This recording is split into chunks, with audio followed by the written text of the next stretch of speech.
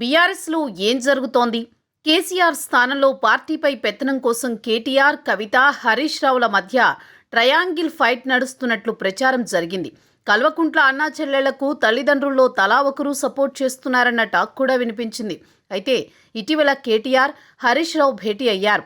బావా బామ్మర్దులు ఒకటికి 2 సార్లు భేటీ అవ్వడం, కేటీఆర్ పార్టీ అధ్యక్ష బాధ్యతలు చేపడితే తన సపోర్ట్ ఉంటుందని హరీష్ రావు ప్రకటించడంతో వారి మధ్య ఏమీ లేదని గులాబీ శ్రేణులు సంబరపడిపోయాయి. అయితే తాజాగా కవిత కేసీఆర్కు రాసిన లేఖ హాట్ టాపిక్గా మారింది. గత కొన్ని రోజులుగా నియోజకవర్గాలు చుట్టివచ్చిన కవిత పార్టీ క్యాడర్, లీడర్షిప్ ఏమనుకుంటుందో అనే విషయాలను చెబుతున్నా అంటూని పార్టీకి కొన్ని సూటి ప్రశ్నల్ని సంధించింది. మహిళా సమానతలో 10 ఏళ్లలో అనుకున్నంత ముందుకు వెళ్లలేకపోయామన్న కవిత డైలాగ్తో గులాబీ దళం ఇరకాటంలో పడింది. ప్రత్యర్థి పార్టీలు కూడా కేసీఆర్ పై ఎప్పటి నుంచో అవే విమర్శలు చేస్తున్నాయి. కేసీఆర్ కు కవిత కొన్ని రోజుల క్రితమే రాసినట్టుగా చెబుతోన్న లేఖ తాజాగా బయటకొచ్చింది. ఇప్పుడు ఆ లేఖ చుట్టూ కొత్త రాజకీయ చర్చ జరుగుతోంది. బీఆర్ఎస్ ఆవిర్భావ సభ తర్వాత కేసీఆర్ కు ఆయన కుమార్తె కవిత ఓ లేఖ రాశారు. సభ నిర్వహించిన తీరుపై తన అభిప్రాయాన్ని లేఖలో కుండబద్దలు కొట్టారు.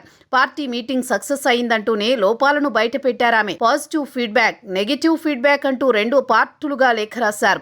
తెలంగాణ అంటే బీఆర్ఎస్, తెలంగాణ అంటే కేసీఆర్ అని మీరు బలంగా చెబుతారని చాలామంది అనుకున్నారని కవిత తన తండ్రికి రాసిన లేఖలో పేర్కొన్నారు. తెలంగాణ తల్లి విగ్రహం మార్పు, తెలంగాణ గీతంపై మాట్లాడతారని అనుకున్నట్టు కవిత రాసుకొచ్చారు.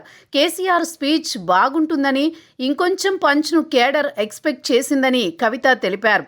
ఉర్దూలో మాట్లాడకపోవడం, వక్ఫ్ బిల్లు మీద మాట్లాడకపోవడం నెగిటివ్ అయిందన్నారు. బీసీలకు 42% అంశం విస్మరించడం, ఎస్సీ వర్గీకరణపై మాట్లాడకపోవడము నెగిటివ్ అని లేఖలో ప్రస్తావించారామె.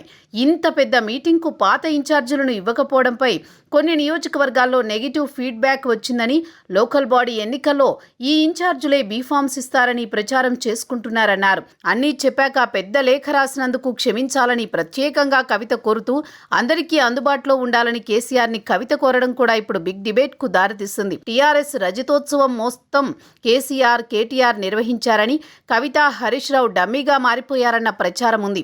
పేరుకే వర్కింగ్ ప్రెసిడెంట్ అయినా కేటీఆర్ ప్రెసిడెంట్ గా వ్యవహరిస్తున్నారు అని గులాబీ శ్రేణులే అంటున్నాయి.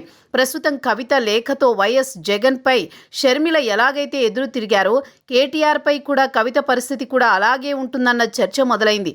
వీటికి తోడు ఇటీవల ములుగు జిల్లాలో సోదరమ్మలతో సోది జోస్యం చెప్పించుకున్నారు కవిత. అందులో కవిత సీఎం అవుతారని జోస్యం చెప్పారట. ఆ విషయం కూడా హాట్ టాపిక్ అయింది. కవిత బీసీల గురించి చాలా మీటింగ్స్ పెట్టారు. అక్కడ ఆమె అనుచరులు సీఎం సీఎం అంటూ నినాదాలు చేశారు. ఇప్పుడు కవిత ఏ నియోజకవర్గం వెళ్ళినా ఆమె అనుచర గణం సీఎం సీఎం అంటూ స్లోగన్స్ ఇస్తున్నారు. మొత్తానికి లేఖతో కేసీఆర్ కుటుంబంలో కొత్త డ్రామా మొదలైంది అంటున్నారు.